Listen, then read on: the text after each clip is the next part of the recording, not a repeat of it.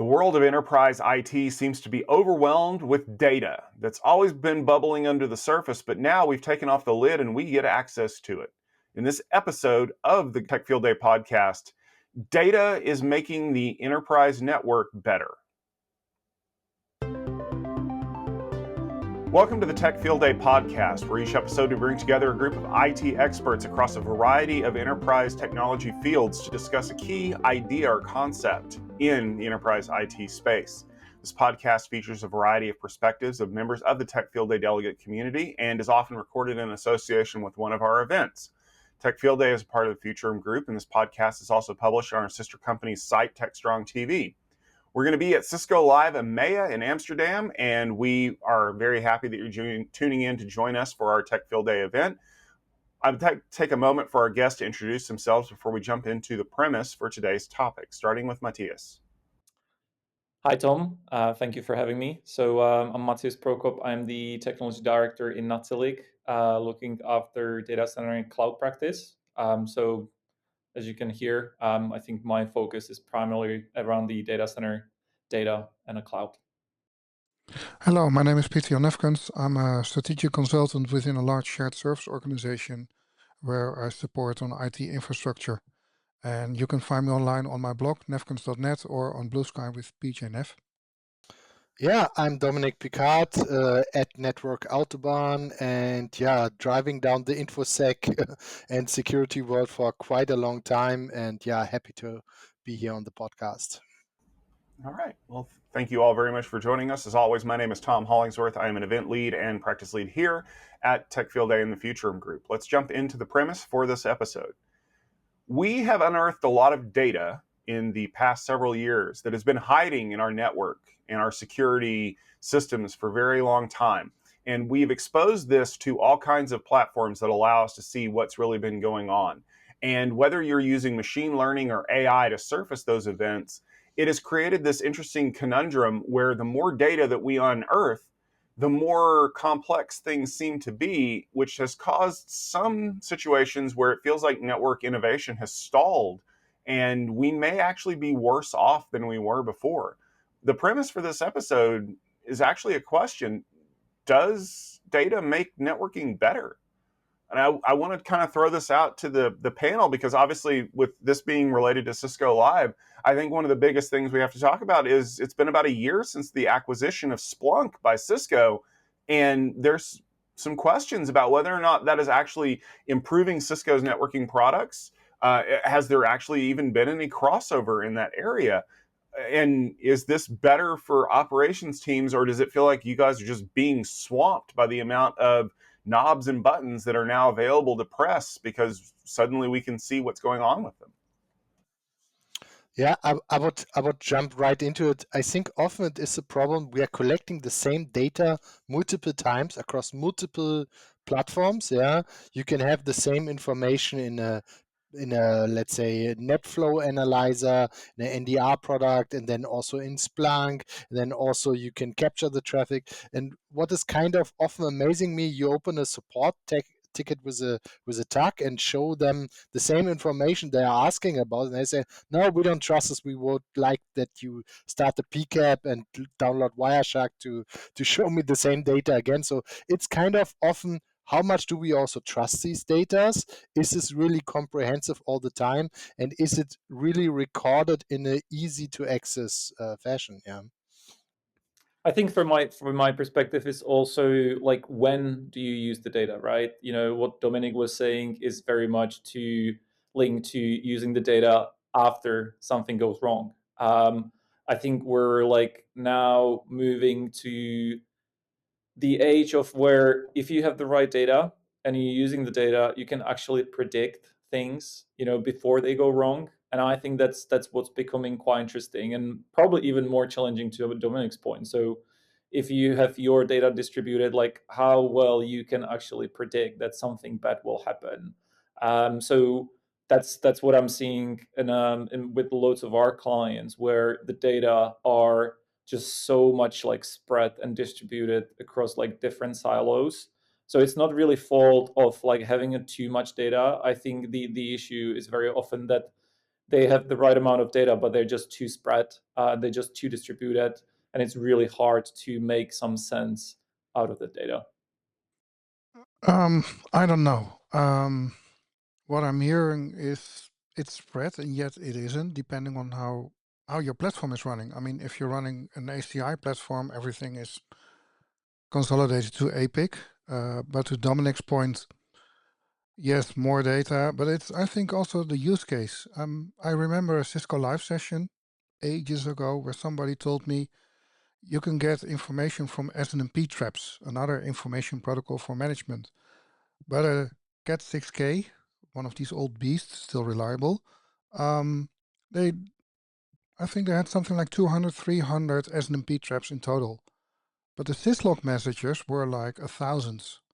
And you can use those syslog messages to allow the network to tell you that something is going wrong. So it's not only the data, but it's how can you make data into information. I think that's actually more important and probably also one of the first steps to digitalization and even being able to do something with machine learning. That's a good point, Pieter-Jan. And this is one of the things that I think that people need to kind of understand. This information, this data, sorry, let me classify that properly. This data has always been there. Like the syslog has existed since the beginning of time. We just haven't been capturing it. Or if we have, we've been sending it to a syslog recorder and hoping that we could munge that data at some point. I mean, even using the term munge to extract useful information from the pile of data kind of entered the common lexicon of that stuff. What's changed recently is the way that we extract that data. So, for example, if you think back to some of the earliest implementations of machine learning algorithms, it was to extract data points, right? We want to figure out, are all of these login events related to each other? Or is the login followed by the user trying to escalate privilege and laterally move? Is that an event in and of itself? Now, we have also gained capabilities to where machine learning is now more AI, call it what it is. I still think that it's partially machine learning under the hood. But people are taking even more amounts of data in and forcing it through these functions that kick out simple answers, I guess be the best way to put it. But we still really don't have a good idea of how it arrived at that decision. And that's one of the things that people have complained about modern AI algorithms for quite a while is, I get that you gave me this answer, but I don't see how you got there. And without me understanding how you got there, how can I have any faith in the answer that you've given me based on the inputs that I've shown you? Yeah, and to the point from Peter and also from Matthias, I think we are pretty good in collecting all these data and formatting them that we can search them universally. That is kind of a solved problem. But the prediction part and making out sense of complex problems, there I saw for simple things we have good correlations, we have nice outputs, that's easy to do. But if we have, let's say, 6 or 7 dependent parameters, it is becoming, even with all these AI magic, difficult to make out meaningful data. Yeah. I don't know, Matthias, have you seen predictions that have been failed? So where you said, oh, next month you will be there, and at the end of the day, no, didn't work out that fashion. Yeah, many, multiple. And I think, like, I was thinking to what you were saying and Tom was saying, I think, didn't we, like, collect the loads of data in, let's say, in a firewall space? I think, like, in a security, we're seeing where the teams are receiving so much telemetry about stuff, and you are actually getting into the point where you're seeing lots of false alarms. And I think that's the clear indicator that we just have too much of a data. Maybe there is the overload, and even if we have more data, there would be just like more false alarms. So I'm quite hopeful for the AI ML will be able to sort of clear that noise, and we can receive maybe even more data. I think it's going to be necessary, like, that it's just for 100% we will be receiving more and more data. Like that's a fact. Like, there's not going to be less data. We will be receiving more and more data. So now it's probably about what intelligence you can build on top of these data and how you can correlate the data. So you're absolutely spot on, Dominik. Like, like making some correlations and some like, predictions based on like, 6 different type of sources of the data. That's still very complicated and still very complex. I don't think we're at the point where technology can correlate so many different sources and data together to give you some like, clear like indication what is going on. But I think we're getting closer and closer. I've seen some, good use cases of, to Tom's point, like, using the basic LLMs for like, searching for the patterns in the logs. You can use the LLMs these days for that. And it's pretty usable. But when it comes to combining it with the prediction, that's when you need to use like a different techniques and different approaches how to crunch that number. And that's when it's becoming a little bit more complicated. So I think like, it's like when I was discussing just today with one of our clients, it was about the tools which you're building on top of the data.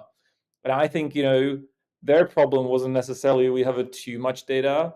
The problem was with the tooling on top of the data, how to use those tools to present that data.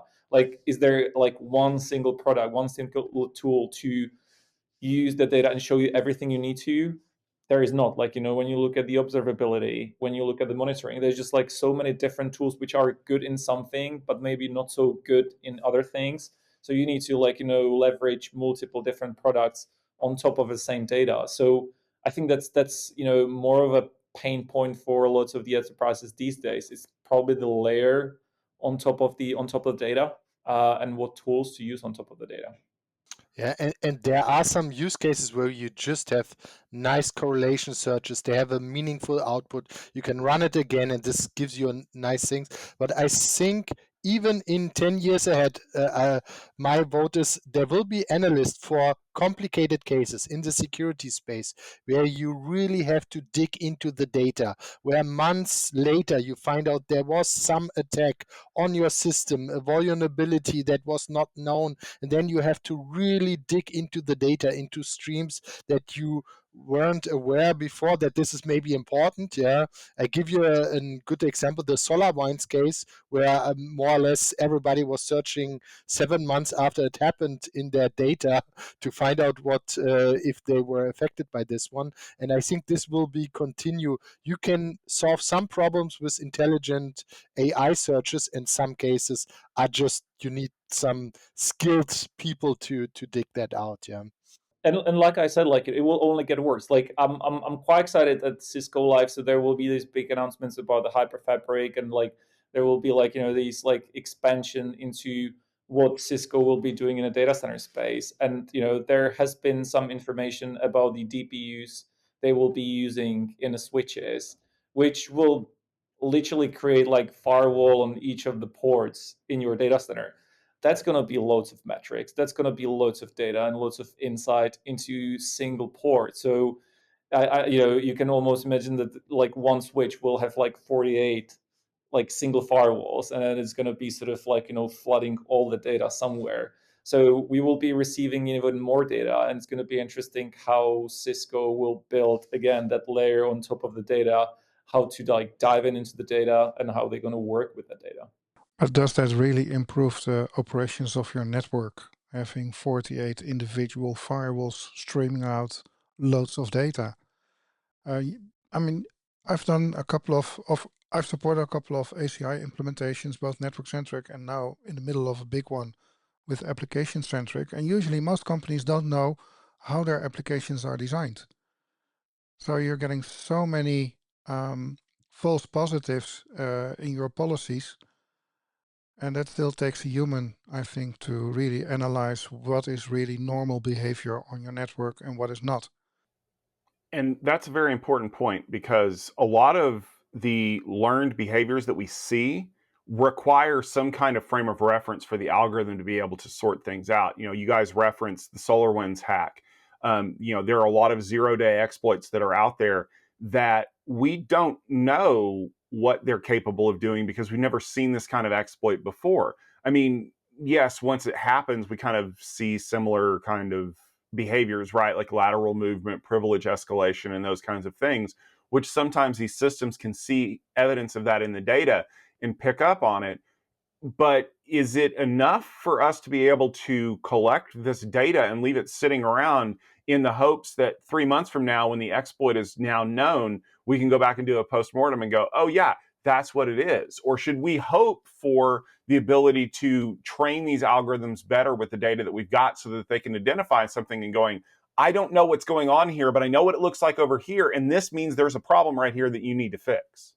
Yeah, I mean, like, so I'm not a security guy. Like, I'm not the expert, but like, my understanding always about these bad actors is that they are always step ahead with you in terms of like, like understanding what patterns and how they are trying to break into your data and your network. So I don't know if we will ever be in the point where anything around the AI ML will be able to tell us like, like something is about to gonna happen. I think it will be able to tell you like, probably approximately the last few hours or the last few days, yeah, I've seen something suspicious, and then like raise some alarms and some alerts.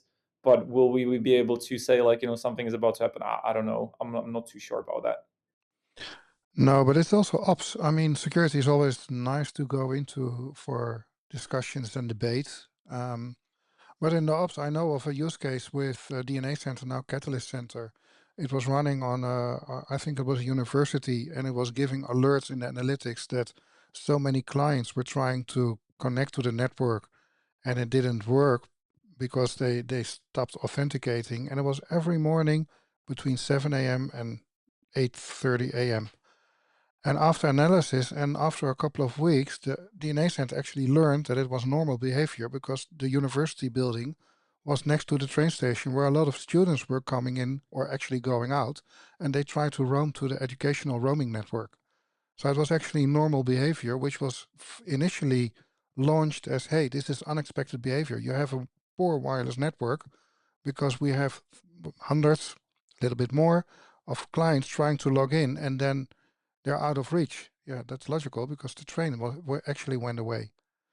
And in one of the iterations of DNAC, it was actually improved, and they said, hey, this is normal behavior. We stopped reporting on this wireless network issue.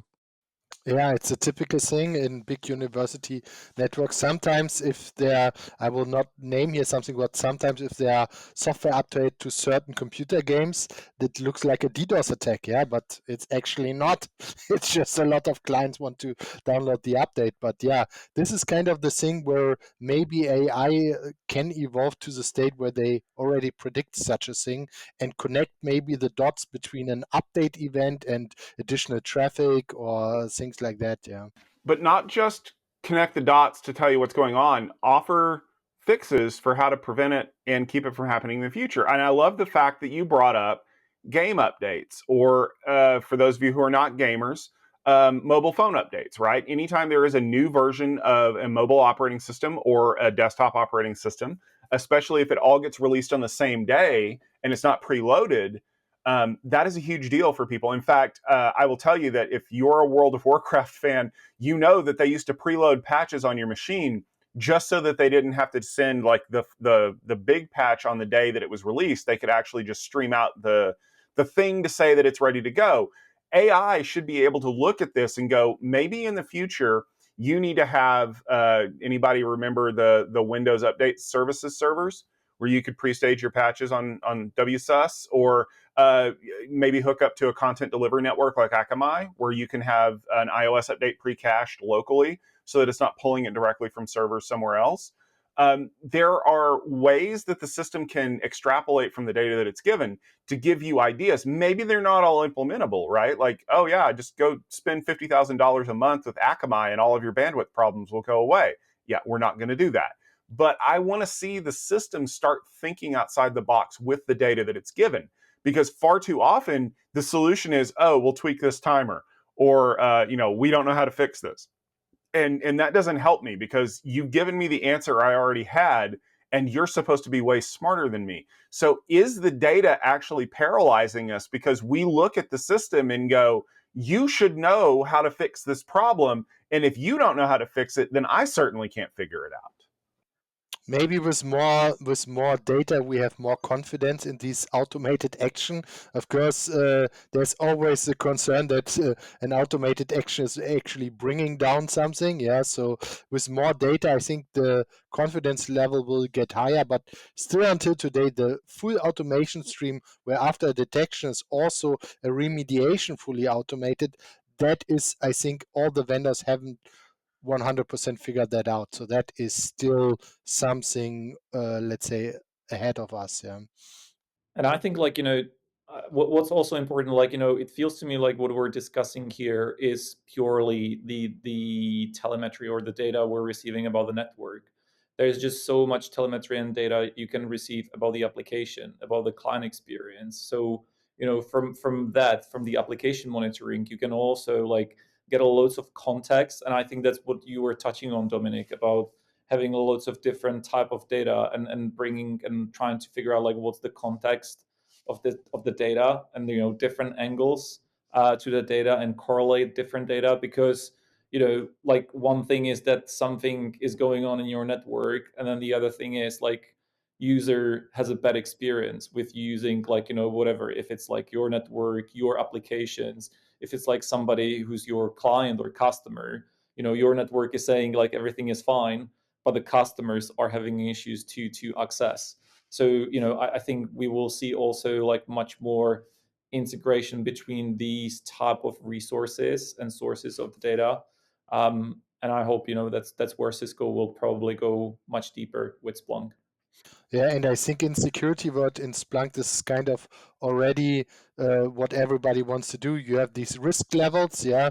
You have maybe a log from the networking, you have an authentication log, you have a Windows log, you have all these different data points. One single event is maybe not looking that suspicious, but if you correlate all these together, as more data points you have, the higher your confidence level is. But I think security world is a bit ahead of some other sectors, but I think similar methodologies you will see all over the place, no matter what it is. So different things will correlate together, and then a certain, let's say, level is raised, and you have a result that is quite reliable. Yeah. I think that application performance, to be honest, networking is really different from applications, but it would be nice to have some sort of service layer in between. I'm thinking about intent-based networking about that, where you can actually provide the telemetry data or actually functional data to an AI agent or an agent inside that application that says, hey, my performance is poor, could be the network, instead of assuming it's always the network, and validate automatically and then provide the user, hey, application is slow, but hey, I checked the network for you. It's not a network. It's probably this or that. And then way the data and the network could improve application performance or application experience. So I guess we come back to the central question, the premise here. Is data causing us to be less efficient, or is it enabling us to be more efficient? And when you answer that question, ask yourself this: is it making us more efficient because of the data itself, or because we have interpretation programs allowing us to figure out what the data means? So I'm gonna start. I think it's like it's not data which are in any way are paralyzing us or slowing us down. They are they have a potential to make us more efficient. Is that layer on top of the data? How we still lacking of like good tools to interpret the data right and correlate the data right.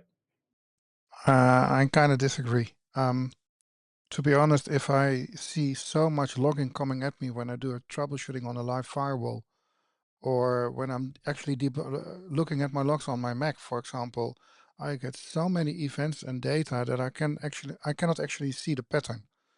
So it's kind of paralyzing me too. So you need those interpretations and that interpretation layer, and whether that's Splunk or something else, to actually make something of that data. I think we have to collect the data in any case to make meaningful out of results. Where the whole industry and everything can improve is how do we have easy access, easy correlatable things. Yeah. So I think the portion from collecting the data, making something out of the data, and then having this easy accessible for you. This is kind of the circle we need to master. Yeah. I think ultimately it comes down to a question of, would you rather have more than you need or be struggling with less than you want? And ultimately, I think that it's better that we have all of this data. Again, it's always been there. We just now have visibility into it. But because we know it's there and because we have access to it, what we can do is build tools to help us understand what's going on. And maybe that means that we don't have to spend hours sifting through syslogs to find out what went wrong or where things occurred. And maybe it helps us create tripwires for performance issues or intrusions or things like that. But ultimately, the data is not what is improving the performance of the network or paralyzing us with choice. It's our reaction to the data and how we turn it into information that ultimately makes it more important.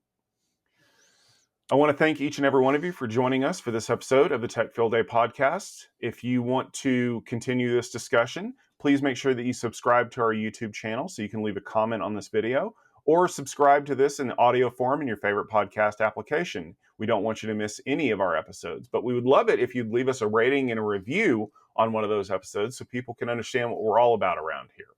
This podcast was brought to you by Tech Field Day, which is the home for IT practitioners across the enterprise. It is a part of the Future Room Group. For more upcoming episodes or the Tech Field Day event schedule, please make sure you check out our website at techfieldday.com/podcast, or make sure you watch one of these episodes on our sister site at TechStrong TV. Thanks for listening in. We'll be back with more great episodes next week.